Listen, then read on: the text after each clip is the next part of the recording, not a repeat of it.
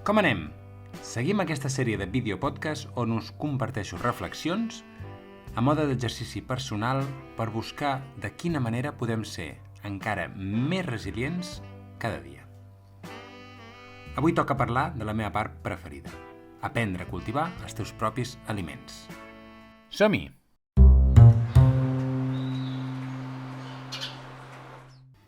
Tota aquesta aventura va començar amb el confinament, allà tancat al pis i no fent altra cosa que sembrar llavors de tot el que fos.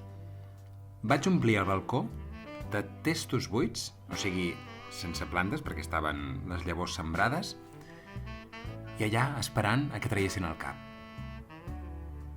I us vull confessar una cosa, ara que estem aquí entre amics. En aquell moment no me n'adonava, però em va agafar com una petita dèria per col·locar i recol·locar els testos buits, imaginant-me com quedaria tot plegat quan creixessin les plantes, que pensava, si els veïns i les veïnes de davant em veien, deurien dir «Mita'l, el boig dels testos un altre cop». Però vaja, per mi va ser una mena de teràpia i sobretot una gran llavor que anys després m'ha portat a estar aquí, fent això que m'agrada, que ho gaudeixo, penjant vídeos de tot el que he anat aprenent durant aquest procés i sobretot fent-ho en la meva llengua materna. Bé, anem al gra, que m'he desviat una mica del tema, però mira, ja em sembla bé, de fet per això estic fent aquests vídeos així només compartint reflexions. Però el que deia, aprendre a cultivar els nostres propis aliments. Quin gran coneixement! Quina gran necessitat i quina gran responsabilitat compartir-ho amb la resta de persones. Tinc la sort d'estar treballant en una escola, al TAT de Barcelona, on gaudim de molt espai natural. Aquest curs he començat a coordinar el que és el projecte de l'hort, anomenat Fem Verd, que de fet ja feia uns anys que existia, abans que agafés jo el relleu. Doncs ara el que estic fent és ensenyar als alumnes d'infantil, primària, fins i tot coses de secundària, tot això que he estat aprenent.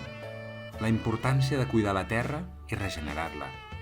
I cuidar tota la vida que d'aquesta en surt. Ja siguin hortalisses, com herbes, arbustos, fins a fauna silvestre, tot allò que ve a partir de nosaltres cuidar la terra. Jo m'ho passo pipa, realment. I veure nens i nenes petits gaudir de que els expliques i sobretot de que ho entenen. Veure això no té preu. L'altre dia, sense anar més lluny, vaig fer una sessió amb els de primer de primària on parlàvem de la importància d'encoixinar el terra per aprofitar més l'aigua que fem servir per regar. I els vaig demanar que agafessin terra d'allà on estaven asseguts. Una terra dura, seca, que aixecava pols. I després els vaig ensenyar que entre bancal i bancal, al passadís, hi havíem afegit un bon grapat de palla i de podes d'herbes que sortien per allà. Quan vaig ficar la mà dins i em vaig treure una mà de terra humida, fosca i fèrtil, jo, tot i saber-ho, em vaig sorprendre tan innocentment. I quan els vaig ensenyar i explicar per què això passa i que era tan i tan fàcil, es van posar a aplaudir. Va ser un moment tan bonic. Doncs aquí vull anar. La importància d'aprendre i sobretot viure en persona i amb els teus propis sentits l'experiència de cultivar aliments, entenent que tot comença amb la terra.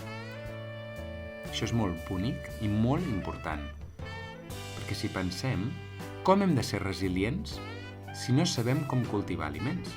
Com hem de ser resilients si no sabem com es fan els aliments? Què necessiten per créixer? I com creixen?